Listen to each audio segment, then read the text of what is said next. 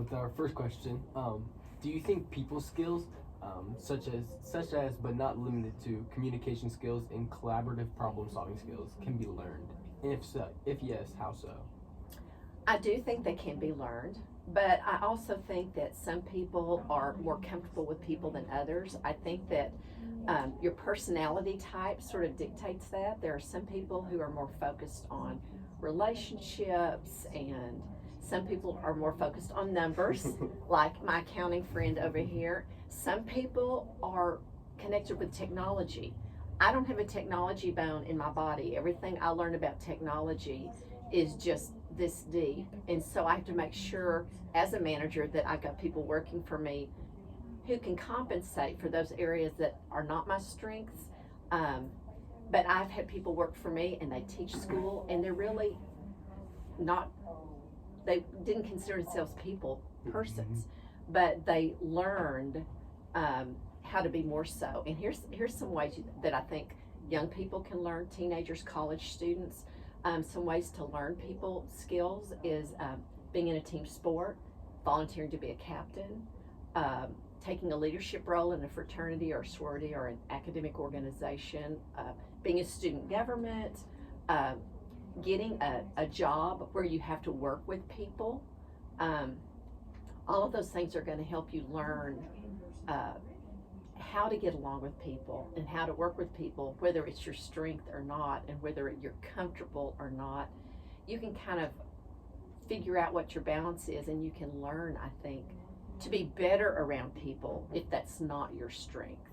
So Yeah, and just like navigate the different interactions. I can see where you're going with that. some people are just natural born people, Right. you know, and they're going to gravitate to jobs that have more people interaction. They have that feel. And just like people number focused, you know, I'm a numbers and people person, so I'm a math teacher. It's a nice combination, but I would never be a computer science person, even though I have the math background. No way, you know, not my thing. So, Computer science is a lot. there's not enough people. No, couldn't do it. I don't really like computer science though. But so in being a math instructor and teacher, how would you describe some of the delegative skills and the other skills that are important to working in today's society, and how you delegate that and involve with those specific interactions?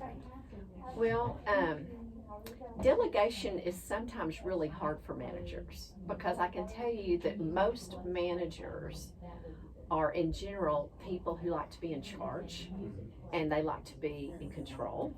And we were those people that when we worked on group projects in college, we would rather have done it ourselves than to have people on our team, because we wanted it to be perfect and right and the way we wanted it. So I think that when you're in charge, you do have to move from taking care of everything yourself to so that it's done the right way, to allowing and encouraging those that work for you to learn and to be able to do those things. So that's a lot of it's training, not just supervising, but training and supporting and evaluating and all of those kinds of things. Because delegation, in order for a business or an office to work, you've got to be able to delegate. And I think it's especially important if you work in a small business or a small office. If one person goes down, and cross training is important. So if you delegate, part of that, if you're in a small environment, make sure everybody knows how to do everybody's job. Make sure you as the manager can step in and be willing to step in if you have to, because I think the pandemic really exposed some problems there. If you had an organization where you had not delegated, and then all of a sudden that person with that specialization is not there anymore, then your whole business can suffer. I think if you've got a big enough organization, you probably can have specialized departments that can cover for each other. But if you're in a small organization or have a small office or a small team, you have to, I think, cross-train, and the manager has to delegate and make sure everyone is doing their part. Well said, well said. So kind of jumping forward and kind of continuing off of that, so what changes do you anticipate over the next 10 years, and how might these changes affect your department and the job you have to do within your department, and the skills that a manager might need to be successful and what they might have to adapt to? Well, I will tell you that the only thing that's certain in this life is that things will change. Exactly. So if you're going to be a manager, if you're going to be a worker, everyone has to be flexible and adaptable in today's society, because changes always happen. Managers have always had to adapt. Managers have always had to change. They have to be able to not be so tied to what's always worked that they're not willing to look at things that would make things better. Right. But you can't throw out either one. You have to be able to look at both and maybe be able to put some of those things together. I think that it's important to, let's see, when we talk about change, it's important that what I have found as a manager is that because things are changing so much, that I have had to not only work, I'm not one to like change. I'm one of those kind of managers. I think managers run the gamut. I think some managers change, and people sometimes are hired to be managers just for that purpose. They find people Keep innovating. who will make a change in a company. They're like, we got to get rid of this manager, get a new one, because we got to go in a completely new direction. Right. On the other hand, there are other places that need managers that move a little bit more slowly, because the workforce is not ready to move that quickly. And I think that managers have to have that balance. But I think everybody's got to be able to be flexible and adaptable. I think also what I've learned as a manager, I've been doing this for about 30-something years, long time. And change has gotten faster and faster and faster. It's the pace of change that is really stressful. And it's not just stressful for managers, it's stressful for all employees. It's stressful on people, it's stressful on their families. So I have found for myself as a manager, the longer that I'm in this job and the more change and the faster the change, I've had to develop some skills like communicating better, listening more, being kind, being empathetic, really understanding my employees and where they're coming from, because life is just going so fast and there's so many things everyone's dealing with. And when you work in an environment that's where you're close with people, we're at work more than we're at home a lot of times, at least waking hours, and you just got to have some grace. Everybody's under a lot of pressure. I think you're allowed that. Hmm? I think you are allowed. Well, I know, and I think managers have to do that. You have to be able to do that, along with towing the line and making sure things get done. So kind of that's how I can kind of see how that kind of is part of a management's responsibility in today's world, and kind of helping dictate the pace of change and things like that. But as a part of management, how do you handle conflict? What do you do to handle the responsibility of managing that conflict in certain situations? Nobody likes to manage conflict. It is the absolute worst part of the job. Because when everybody's getting along, everything's going well. But if you have a workplace environment where one person's not happy, or whether the team is not working together well, it's pretty miserable for everyone. But what I usually do is that I talk to that person one-on-one, or if it's between two people, I will talk to them individually before I put them together, because sometimes the conflict is due to something going on in the work environment and something that I can control and can change, or it may be personalities where we may need to just come up with a plan for how to maybe shuffle some responsibilities around so it fits people's strengths better. Or it may be not even something to do with the work environment. There may be something going on at home with a particular person, and that problem at home is spilling over into the workplace. And if I can talk one-on-one with that person, just venting and them keeping me informed on what's going on can sometimes take the conflict down, and sometimes then we can all support that person in what's going on, and that can create a better work environment. But I know hiring and firing is absolutely what I dislike the most about my job. You wouldn't think hiring would be bad, but I hate it because I can't give everybody the job. Yeah. And I don't like interviewing people and them all trying their best and they're all in their best behavior and they've all done that resume, and sometimes you have several people who all are qualified, and that's why I always try to do with the group. Everything I do as a manager, I try to include the people that work for me.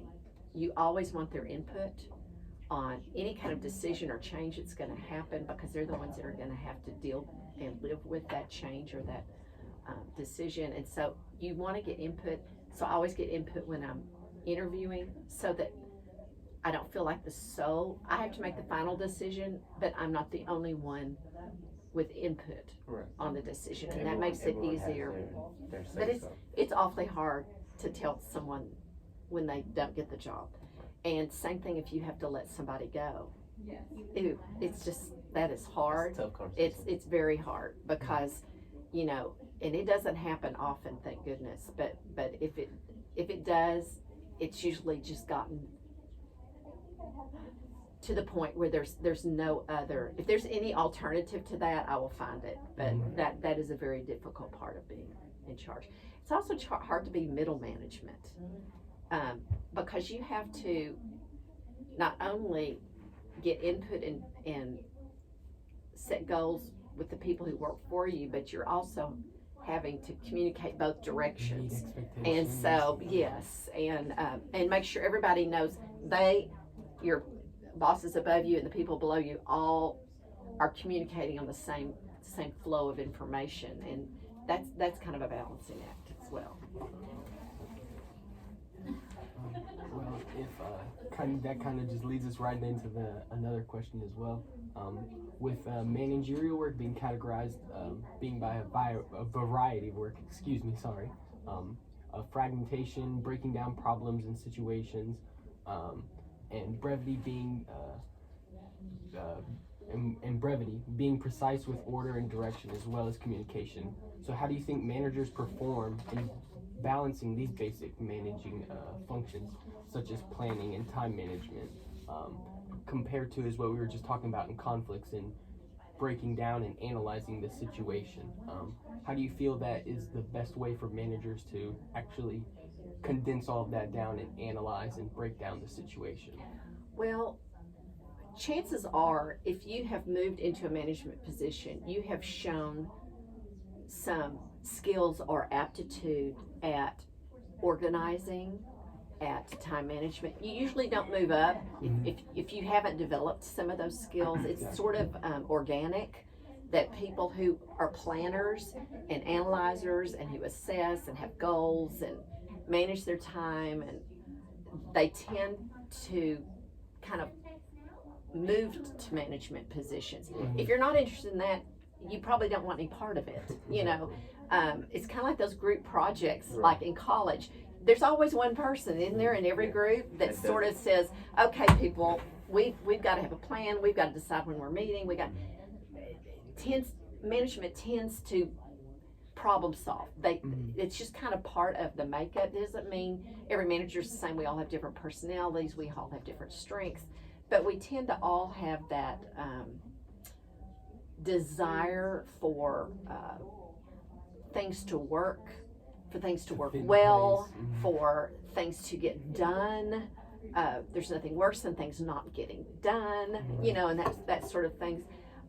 Managers tend to be able to multitask. They can tend to be able to have several things on a burner at one time. So I think that's that's part of it. I know that with my area, we always do assessment plans every year. And again, I get input from my team. If I'm going to be asking them to meet goals, then they need to help come up with the goals. Now, I can direct where that goes because I know the strategic plan. I know what my supervisor telling me we need to be accomplishing, and so I can bring that down. But how are we going to do that? What are our strategies? They're the ones that are going to have to make it happen. So I try to get their input, but we have to have a timeline. We have to keep data, which probably have to do the green slips.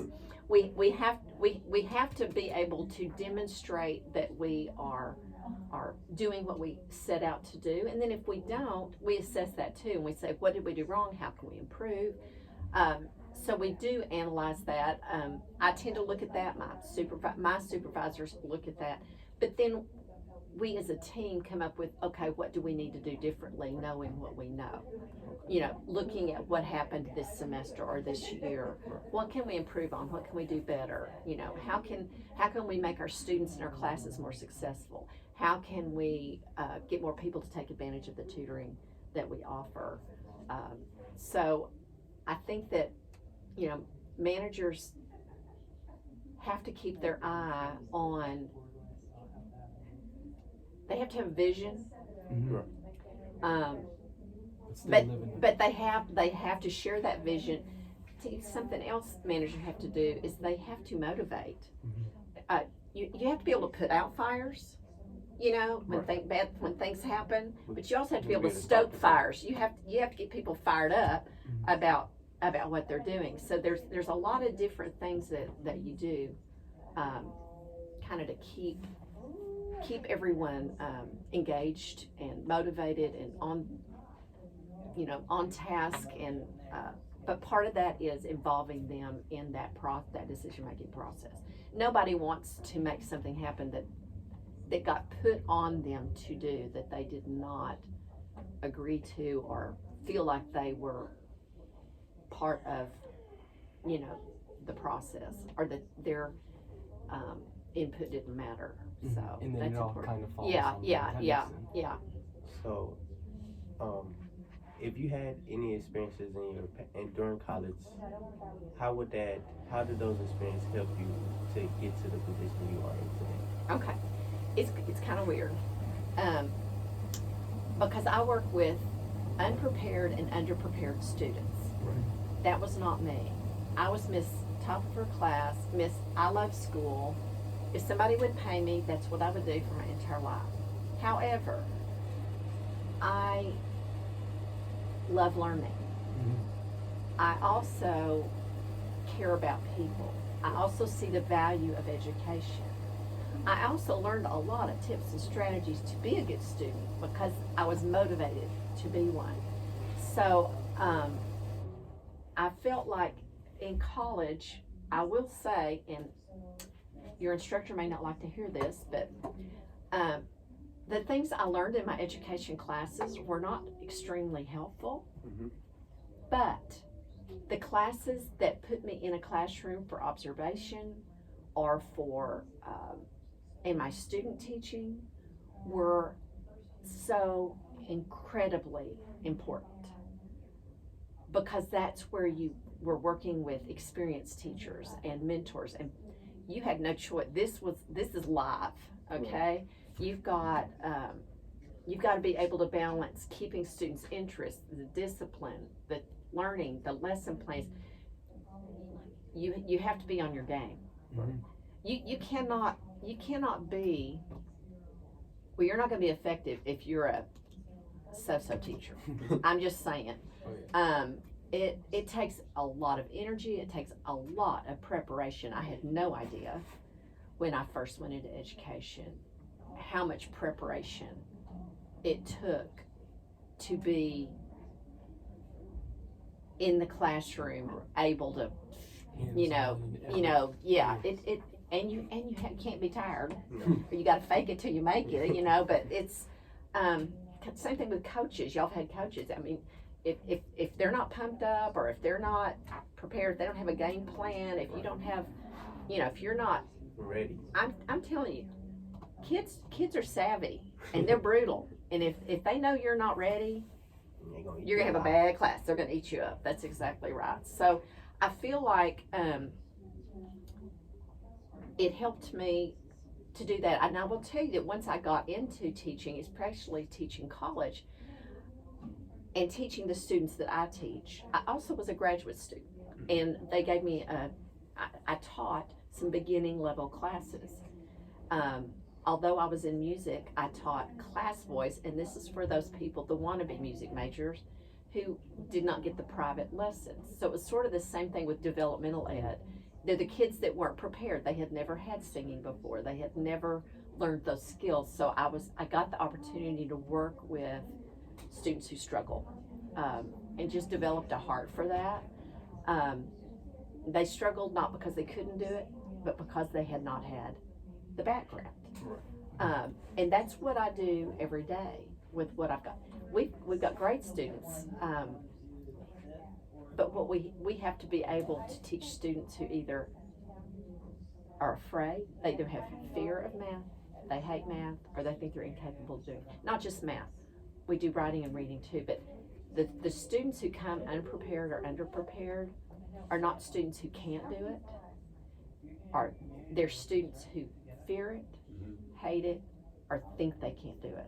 So our job, more so than being able to teach math or teach writing or teach reading, or really I think any professor that teaches freshmen, our job is to engage students and convince them that they can do it, because they can. And once they figure that out, that opens up that whole new world. And when I was first teaching at McMurray, I taught a Saturday morning class for linemen. The electric company was paying them to go back to school. And what I discovered is a lot of students who are not prepared for college. It has nothing to do with their academic ability, and it has a lot to do with their personal life. What was going on at home during all this time. They moved around a lot, or they did not have good schools, good teachers. They had a lot of things going on at home that distracted them from learning, and that's why I went back and got my master's in counseling, was because I felt like most of my class sessions, when I met one-on-one with a lot of my students, I needed to understand the other things that were going on that were keeping them from learning. Exactly. Because teaching someone math is not all that hard, but convincing someone they can learn is a whole different ballgame, and that's really what it's all about. I think the point you touched on earlier was unique about saying how it's kind of underappreciated when teachers have to kind of fake it until you make it. Because my sister is a teacher, and I didn't really understand that the work that she has to put in, and she teaches kindergarten now. Oh my Lord, that takes so much energy. She teaches kindergarten now. She has to put in so much effort into making sure that the desks are clean, and that she has her plan set up for the day and what they're going to learn, and the books they're going to read, and the snacks and the games. And then nothing goes as planned. And you've got to pivot and be ready. Keep them engaged. And you've got to, especially kindergarten, you got to have that energy. Oh, yes. Yeah, I mean, it's exhausting. Teaching is exhausting work, but it's so rewarding. So. Yes. So with a lot of that hands-on experience and being involved in the classroom a lot, do you think managers can improve students or employees' their efficiency and effectiveness? And if yes, how so?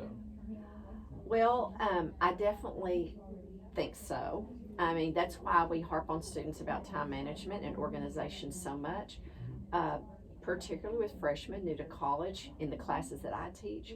Again, learning the math is important, but learning the math is easy if you can get a study plan that works, if you make time to do the work, if you take advantage of all of the academic resources that are available. There's no reason why anybody should not succeed. So, but from a work standpoint, I don't think you can be effective if you're not efficient. Because if you're not efficient, then your money's being wasted on things it shouldn't be. If you're efficient, the money you save can be used for the areas that need it to become better. If you are efficient with your staff, and by that I mean put everybody, use their giftedness, figure out who's good at what, and try to Put them in areas to put them, succeed. yes, and give them specific roles to play in your organization that directly feed to their strengths. And then you're gonna have a stronger organization. If people are doing what they're good at and what their expertise, and not just their expertise, but what they are naturally inclined to do and passionate about, they're gonna be more passionate about the work product in general. So there's More no, excited to come to work because they know that they're in a position to succeed. And exactly. they have fun. So that's part of being efficient, is being able to identify what people are good at and how you can work them best within the framework of your team. So efficiency of money, efficiency of that, efficiency with time, scheduling. Know when your slow times and busy times are, and if you cover things the right way, you're going to have better results than if you just say everybody's got to be here. You know, so there's a lot of things that come into play, but I definitely think that in order to be the more efficient you are, the more effective you're going to be. Exactly.